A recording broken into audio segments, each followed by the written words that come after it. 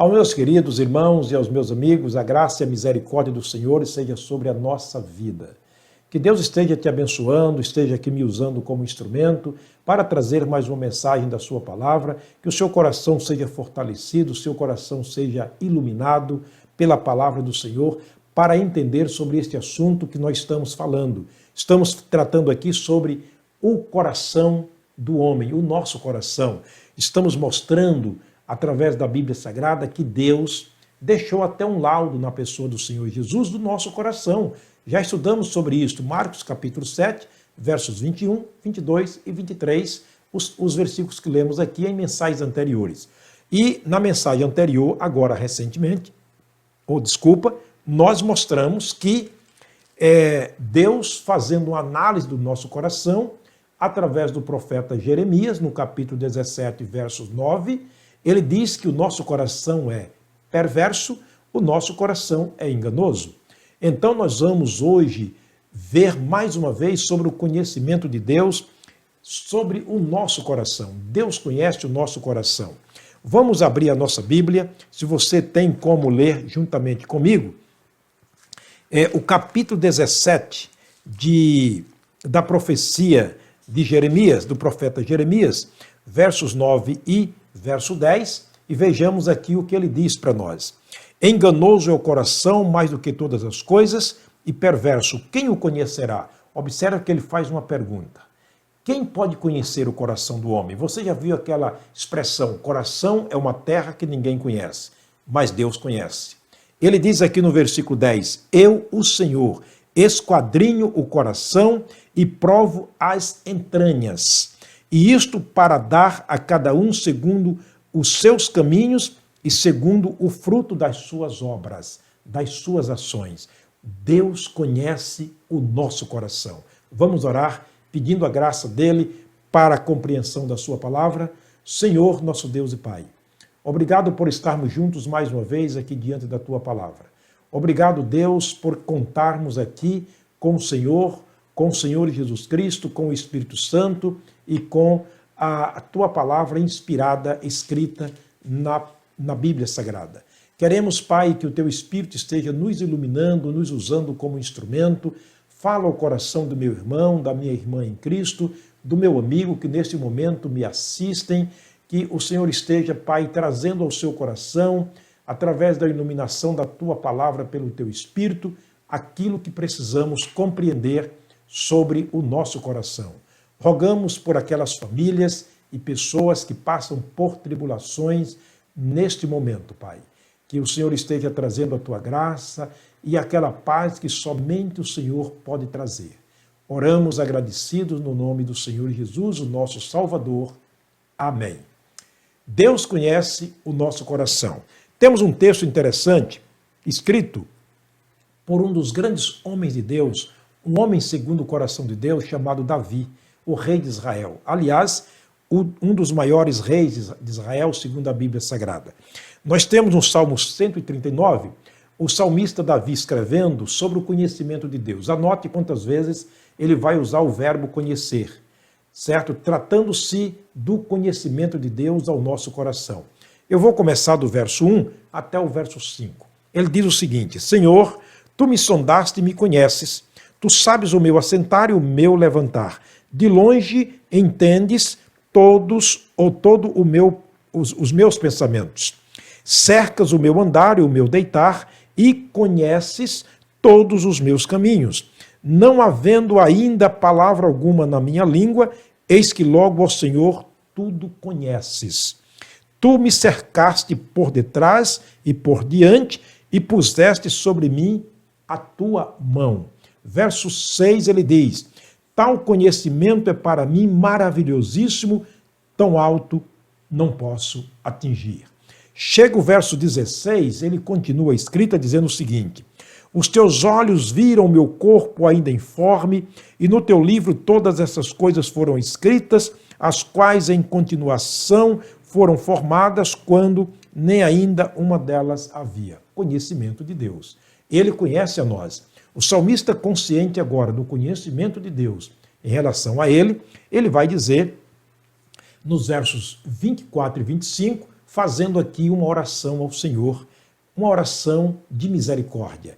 Ele diz: Senhor, sonda-me, ó Deus, e conhece o meu coração. Prova-me e conhece os meus pensamentos. Vê se há em mim algum caminho mau e guia-me pelo caminho eterno. Que atitude bonita do salmista, quando ele se examina, quando ele, através da palavra de Deus, entende que Deus lhe conhece, conhece o seu coração, e ele, no desejo de praticar boas obras, boas ações, ele roga a Deus: Senhor, já que tu me conheces, eu te peço uma coisa. Vê se há em mim, Senhor, algum caminho mau, algum pensamento mau, algum desejo mau, e guia-me pelo caminho eterno. Só assim nós vamos cumprir o que a palavra de Deus diz: confie no Senhor de todo o teu coração. Nós vamos hoje vermos aqui na palavra de Deus, já que nós estamos falando sobre coração, vamos ver um dos corações que a Bíblia Sagrada registra aqui para nós, o coração de um homem chamado Caim. Caim é o filho mais velho de Adão, o nosso primeiro irmão mais velho na carne.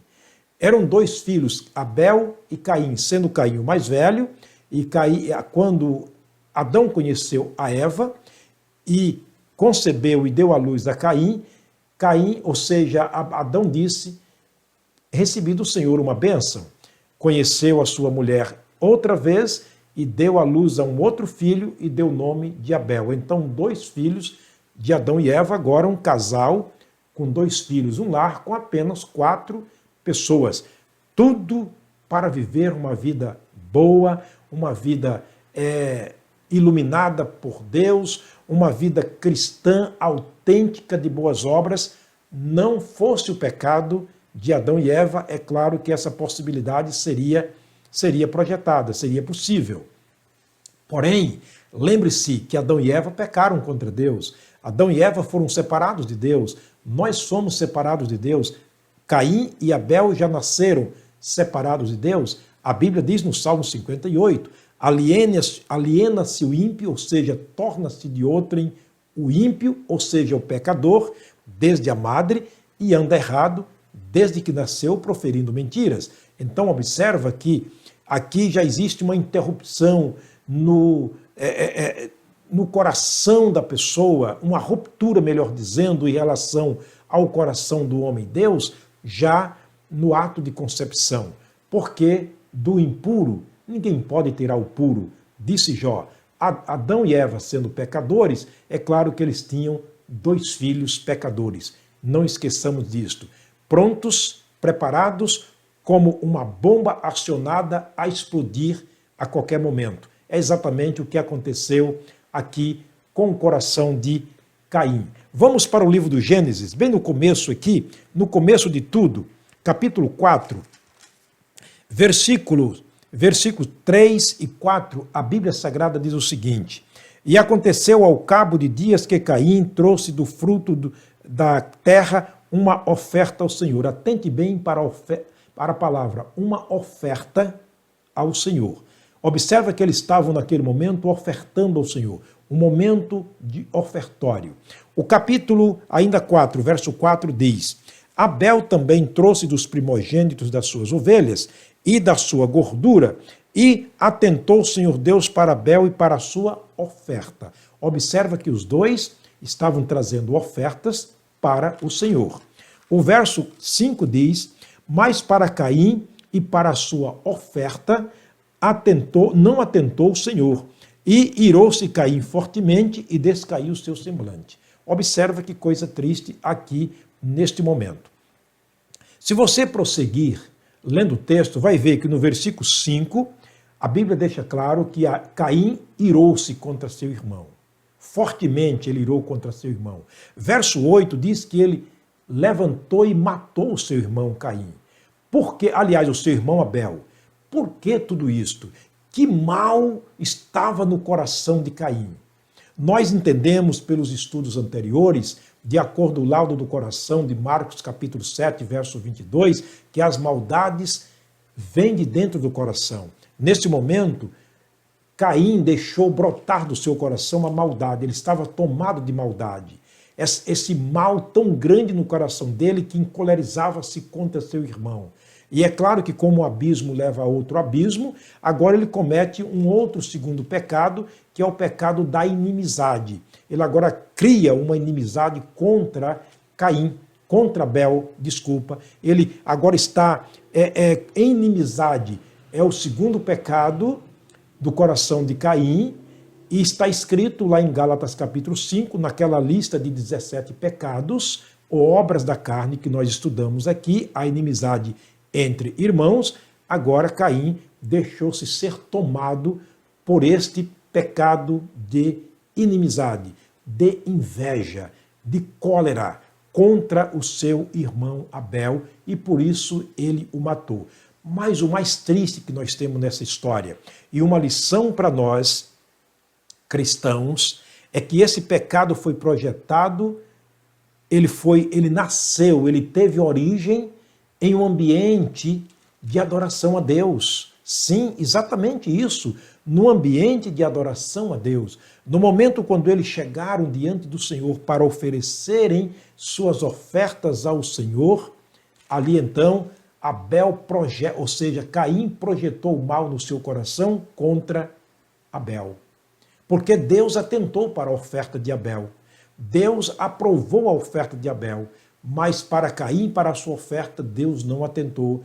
Quer dizer, Deus não aprovou, e por isso ele, muito chateado, muito enraivecido contra o seu irmão, então ele fez o plano, não apenas de serem inimigos a partir daquele dia, mas de tirar a vida do seu irmão. É muito triste quando a gente vê isto. Esta, infelizmente, é uma das ações que temos visto no seio do cristianismo. A inimizade. Inimizade por inveja, porque ele cantou melhor, ele pregou melhor, ele tem uma dicção melhor, ele é um líder melhor, ele é afagado e querido por todos, e por que não eu? E essas coisas vai criando uma crosta, e ali vai criando uma inimizade, criando um ódio. Isso é muito comum no meio do cristianismo. Olha, talvez você diria, pastor, mas não ficaria chato dizer que essas coisas acontecem no meio do cristianismo, no seio da igreja? Não, querido. Chato e antiético seria a gente tentar esconder isso e passarmos por santos e blindados contra esses pecados, porque Deus nunca deixou de registrar na sua palavra que os grandes homens que lhe serviram no passado foram também grandes pecadores. Alguém disse uma frase interessante: grandes homens têm grandes defeitos. Portanto, não se deve idolatrar a pessoa, nunca. É Deus quem deve ser exaltado, é Deus quem deve ser glorificado. A sua honra e a sua glória não daremos a ninguém. Nós vamos ver na mensagem posterior, para não nos enganarmos a nós mesmos. É isso que a Bíblia Sagrada nos ensina. Portanto, aqui está o mal que Deus tem procurado repreender todos os dias, a questão da inimizade.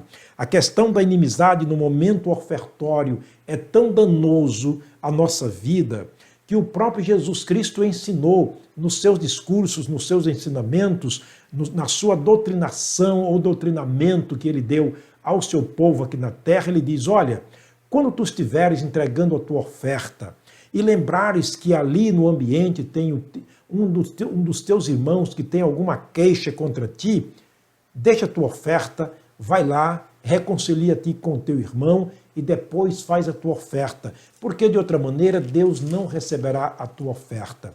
Olha, a questão não é a oferta, mas é a motivação, é exatamente o simbolismo da oferta com que nós estamos entregando ao Senhor. Como estamos entregando nossos dízimos, nossas ofertas? A Bíblia diz que é para dar segundo Deus propôs no coração, mas nem sempre isto acontece.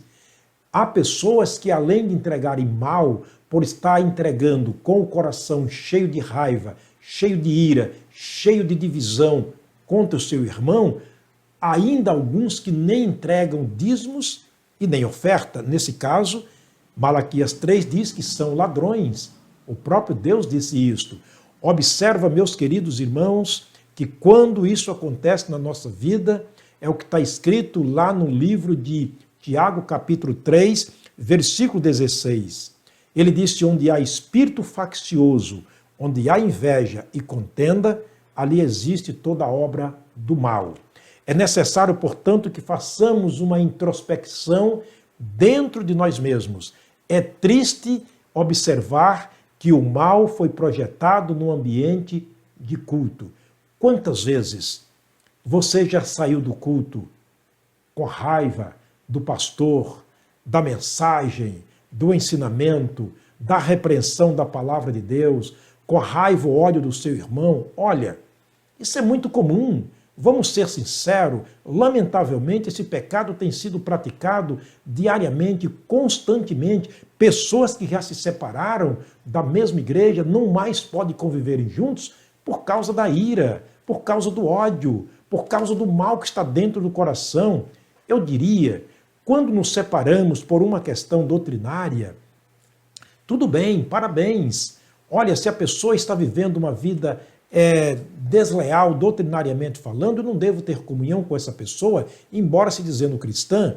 Está lá escrito nas cartas de João: se alguém vem ter com vocês como crente e não traz esse mesmo ensinamento, essa doutrina, esse princípio da palavra de Deus, não recebais em casa, nem tampouco saudeis, porque quem saúda, quer dizer, quem considera como cristão, não faz parte, ou seja, faz parte das suas más obras também. Está fazendo um complô com ele.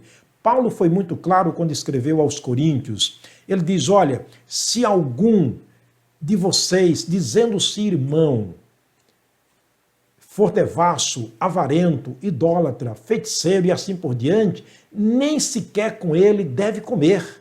Portanto, deve haver uma ruptura, deve haver uma separação, doutrinariamente falando. Não devemos estarmos juntos com aqueles que não estão juntos conosco na mesma ideia, na mesma doutrina, nos mesmos princípios. Devemos estarmos separados e Deus cuidará disso no tribunal de Cristo.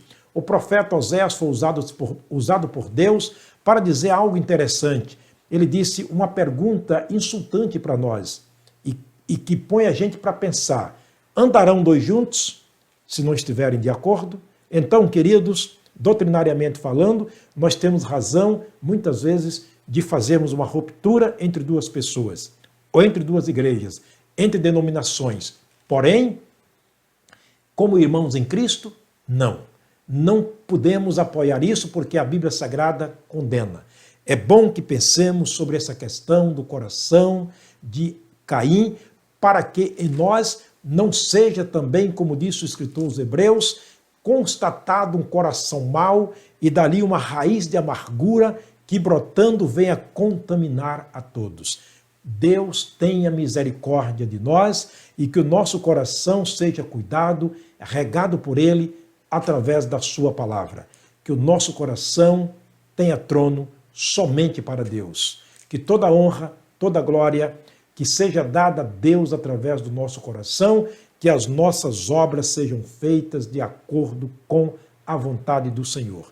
Até a próxima mensagem, se o Senhor nos permitir.